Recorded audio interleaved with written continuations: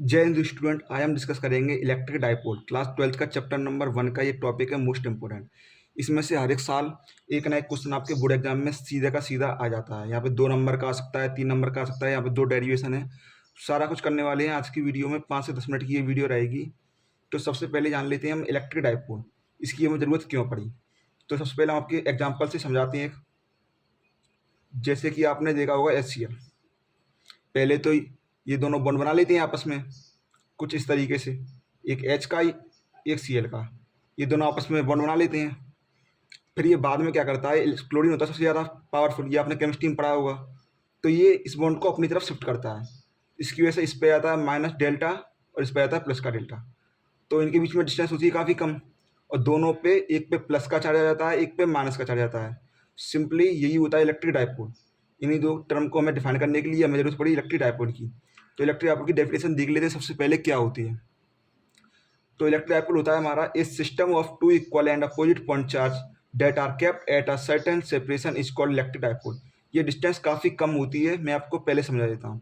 जैसे कि आपने यहाँ पे देखा, इन दोनों की बॉन्ड के बीच में काफ़ी कम लेंथ होती है, एंड इस दोनों बॉन्ड होते हैं हमारे पोलर। तो यहाँ पे प्लस का डेल्टा माइनस का delta, similarly minus Q and plus Q, ये हमारे इस पर चार्ज होता है। ये हो गया डायग्राम। इसके बीच की डिस्टेंस हम मानते हैं 2L।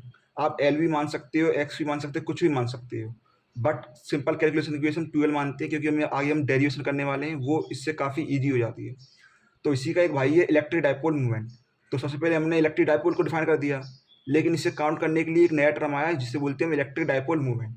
तो ये क्या होता है, इट्स मैग्नीट्यूड। इलेक्ट्रिक डाइपोल का मैग्नीट्यूड होता है वो हमारा इक्वल होता है product of one charge in dipole and distance between them. आप किसी भी एक चार्ज का मैग्नीट्यूड लेंगे, यहाँ पे माइनस नहीं लेंगी, सिर्फ आप यहाँ पे मैग्नीट्यूड लोगे, मतलब प्लस क्यू लेना है आपको, कोई भी एक चार्ज ले लो क्योंकि दोनों इक्वल हैं। एंड इनटू कर देंगे हम उसका, उसकी डिस्टेंस की, यहाँ पे डिस्टेंस है 2 है, तो इसकी डिस्टेंस हो जाएगी 2 है। तो इसका सिंबल होता है पी, वेक्टर ऐसे लिखते हैं हम। तो ये कितना हो जाएगा हमारा क्यू इंटू 2L। तो ये हो जाएगा हमारा फॉर्मूला, जिस तरीके से आपने यहाँ पे देखा। एंड जिसकी डायरेक्शन होती है इलेक्ट्रिक डाइपोल मूवमेंट की, वो डायरेक्शन होती है हमारी माइनस क्यू चार्ज से लेके प्लस क्यू चार्ज। तो यहाँ पे मैं लिख देता हूँ, a direction is from minus to positive. तो ये सिंपली हो गया हमारा इलेक्ट्रिक डाइपोल मूवमेंट। तो हम डिस्कस करने वाले हैं electric field due to dipole. यहाँ पे हमारी 2 डेरिवेशन है, एक होता है हमारा एक्सियल लाइन पे हमें निकालना है, एक इक्वेटोरियल लाइन पे। मोस्ट प्रोबेबली चांस होता है कि इन दोनों में से एक डेरिवेशन आपकी 3 मार्क्स में बोर्ड एग्जाम में आए, क्योंकि मोस्टली हर साल आती है। तो काफ़ी इंपॉर्टेंट टॉपिक है, इसे आप ध्यान से समझो, मैं आपको इजिली अंडरस्टैंड करा देता हूँ। तो सबसे पहले हमें करना है ऑन एक्सियल लाइन। तो एक्सियल लाइन क्या होती है, ये आप लोग देख सकते हो सेम एक्सिस पे होती है। जिस एक्सिस पे चार्ज रखा है उसी एक्सिस पे एक पॉइंट है पी, जो कि सेंटर से आर डिस्टेंस दूर है। एंड ये माइनस क्यू प्लस क्यू, ये मैंने आपको पहले बता दिया। एंड इसकी डिस्टेंस होती है 12, तो L ये वाली डिस्टेंस है हमारी आर। तो इस पी पॉइंट पे इस वाले क्यू चार्ज की वजह से हम मान लेते हैं E1 लगेगा, ये भी पॉजिटिव है, ये भी पॉजिटिव है, तो रिपेल करेंगे, तो E1 हमारी इस वाली डायरेक्शन में लग जाएगा। एंड सिमिलरली इस वाले चार्ज की वजह से भी इस पर कोई इलेक्ट्रिक फील्ड लगेगा, तो वो हमारा इस डायरेक्शन में लगेगा। ये plus Q minus Q attract करेंगे, तो इस वाली डायरेक्शन के मान लेंगे हम E2। तो हम कैलकुलेट करेंगे E1 एंड E2। तो सबसे पहले E1 कितना हो जाएगा हमारा, E1 हमारा लगा इस वाली चार्ज की वजह से, तो E का फॉर्मूला होता है के क्यू। क्यू कितना है हमारे पास, प्लस क्यू अपॉन में आर स्क्वायर। हमारा आर स्क्वायर कितना है, यहाँ से यहाँ तक की डिस्टेंस है आर, ये वाली डिस्टेंस है L, तो ये वाली डिस्टेंस हमारी कितनी हो जाएगी, आर माइनस एल। तो ये हो जाएगा आर माइनस एल का होल स्क्वायर। इसे हम दे देंगे इक्वेशन नंबर 1। सिंपली हम अभी हम निकालेंगे हम E2। तो हमारा E2 कितना हो जाएगा, सिमिलरली के, ये माइनस क्यू तो माइनस आगे आ जाएगा, माइनस के क्यू। तो ये वाली डिस्टेंस यहाँ से लेके यहाँ तक आर है, ये एल है, तो ये कितना हो जाएगा आर प्लस एल का होल स्क्वायर। तो ये हो जाएगी हमारी क्वेश्चन नंबर 2। अब हमें कुछ नहीं करना है इसके आगे। तो सबसे पहले हमारा ई नेट कितना हो जाएगा, कि हमें टोटल हमारा ई नेट कितना हो जाएगा, क्योंकि हमें टोटल इलेक्ट्रिक फील्ड निकालना है। तो इन दोनों को हम कर देंगे ऐड, E1 प्लस E2। तो ये वाला कितना है हमारा के क्यू अपॉन में आर माइनस एल का होल स्क्वायर। तो ये हमारा माइनस के क्यू अपॉन में आर प्लस एल का होल स्क्वायर। तो ये हो जाएगा हमारा E net. Simply E net कितना हो जाएगा हमारा, के क्यू यहाँ से हम कॉमन ले लेंगे, एंड यहाँ पे कितना हो जाएगा हमारा 1/r-l² प्लस यहाँ पे माइनस है KQ/r+l²। तो अभी आप इसका एलसीएम लेना है हमें। यहाँ पे मैं करके दिखा देता हूँ आपको। ऊपर एलसीएम लेके दिखा देता हूँ आपको। तो यहाँ पे इसका इससे इंटू कर देंगे, इसका इससे इंटू कर देंगे, इन दोनों का नीचे कर देंगे। तो ये कितना हो जाएगा हमारा r², ऊपर जाके खोल देंगे इसे हम, प्लस l² प्लस का 2rl, तो जाएगा माइनस के r² प्लस के l² माइनस के 2rl। नीचे हो जाएगा हमारा r² माइनस के l² का होल स्क्वायर। तो ये हमने कैसे किया, मैं आपको एक यहाँ पे दिखा देता हूँ। तो यहाँ पे इन दोनों का इंटू करेंगे, कितना हो जाएगा r-l का स्क्वायर एंड r+l का होल स्क्वायर। तो ये कितना हो जाएगा हमारा r-l r+l इन पूरे का होल स्क्वायर। तो ये कितना होगा r-l, ये हो जाएगा a-b क्या होता है हमारा a² माइनस b², तो ये पूरे पे होल स्क्वायर। सिंपली ये हमने यहाँ पे लिख दिया है। तो ये आपको समझाने के लिए, इसे आपको नोट नहीं करना है, इसको मैं काट देता हूँ। इसको हम सॉल्व करेंगे तो इस वाले माइनस से ये वाला माइनस चला जाएगा, ये प्लस का ये माइनस का ये चले जाएगा, ये प्लस प्लस की हो जाएंगे दोनों। तो हमारा ई हो जाएगा कितना 4rl अपॉन में r² माइनस l² का होल स्क्वायर। जैसे कि हमने ऊपर पढ़ा था p हमारा कितना होता है q इंटू 2l, और इस पूरे के साथ में हमारा kq। तो यहाँ पे हम kq ही कर देंगे। तो यहाँ पे हम q ही हमारा ये रहा, 2l ये रहा, ये 4 है, इसको हम क्या लिख देंगे 2 इंटू 2, तो 2l, इस पूरी को हम लिख देंगे p। तो हमारा नेट इलेक्ट्रिक हो जाएगा 2kpr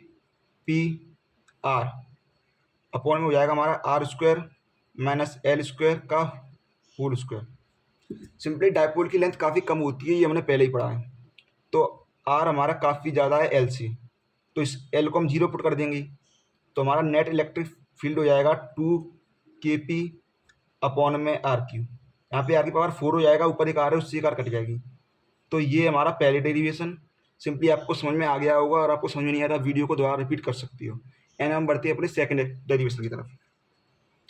तो सेकंड डेरिवेशन हमारा इलेक्ट्रिक फील्ड निकालना है इक्वेटोरियल एक्सिस पे। हमारी इक्वेटोरियल एक्सिस क्या होती है मैं आपको समझा देता हूँ। जैसे ये हमारा डाइपोल है -q एंड +q, तो ये हमारा पॉइंट P है। ये P पॉइंट की डिस्टेंस हमारे दोनों चार्ज से इक्वल हो।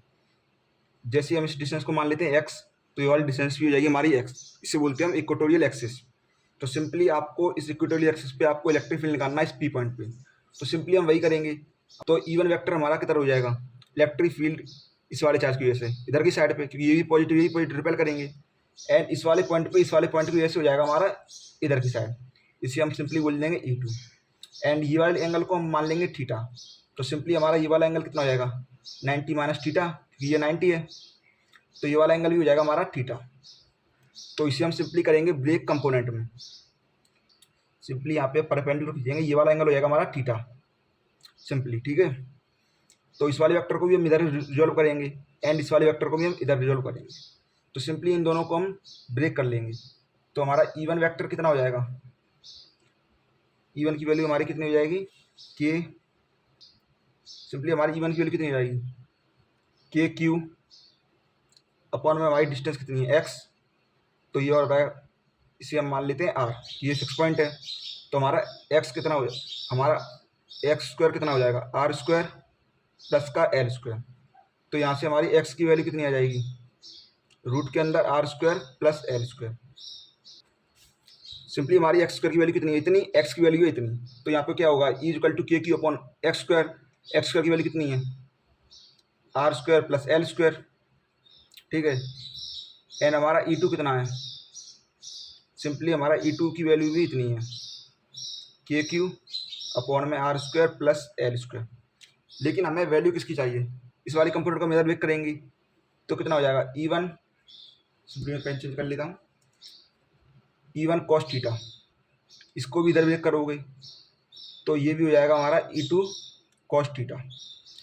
एंड इधर कितना हो जाएगा E1 sin थीटा, एंड नीचे की साइड भी हो जाएगा E1 sin theta, E2 sin theta.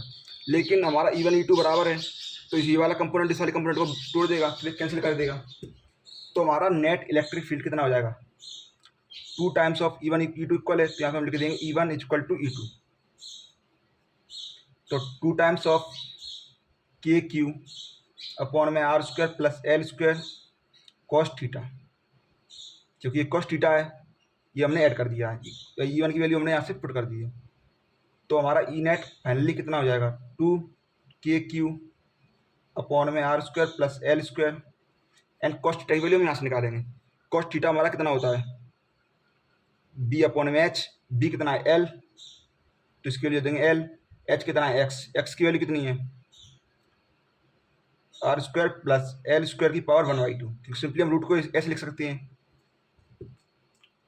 तो फाइनली हमारा ई नेट आ जाएगा कितना, 2KQ इंटू एल अपॉन में R square plus L square की पावर कितनी हो जाएगी 3/2, की पावर 1, तो पावर को हम कैसे जोड़ेंगे 1/1/2 इक्वल टू 3/2। सिंपली से हम ऐसा लिख लेंगे एंड हमने पहले किया था वैसे सेम टॉप करेंगे। हमारा पी की वैल्यू कितनी होती है, Q इंटू 2L, तो QL इंटू 2, इसको हम क्या लिख देंगे P। तो हमारा ई नेट कितना हो जाएगा, ऊपर हो जाएगा हमारा KP अपॉन में R square plus L square की पावर 3/2। सिंपली हमें जैसे पता है कि काफ़ी कम होती है डाइपोल की लेंथ, तो वैसे भी हम फिर से लिख देंगे आर काफ़ी ज़्यादा है एल से, तो हम एल को 0 पुट कर सकते हैं। तो जो हमारा फाइनल ई नेट निकल के आएगा वो आएगा KP अपॉन में आर स्क्वायर की पावर कितना हो जाएगा 3/2, इससे ये जाएगा तो कितना हो जाएगा KP अपॉन में RQ। ई नेट आ चुका है KP अपॉन में RQ, तो सिंपली ये आपका आ गया है आंसर। और यही दो डेरिवेशन आपको सही से कर लेनी है, ये आपकी डेफिनेशन आएगी कन्फर्म, ये डेरिवेशन भी आएगी, डेफिनेशन भी याद कर लेना, फॉर्मूला भी सवाल आएंगे एंड आपके 3 से 5 नंबर कन्फर्म हो जाते हैं आपके बोर्ड एग्जाम में। एंड अगर आपको वीडियो अच्छी लगी हो तो वीडियो को लाइक कर देना एंड चैनल पे नए हो, इसी टाइप के कंटेंट आपको चाहिए तो आप चैनल को सब्सक्राइब कर देना।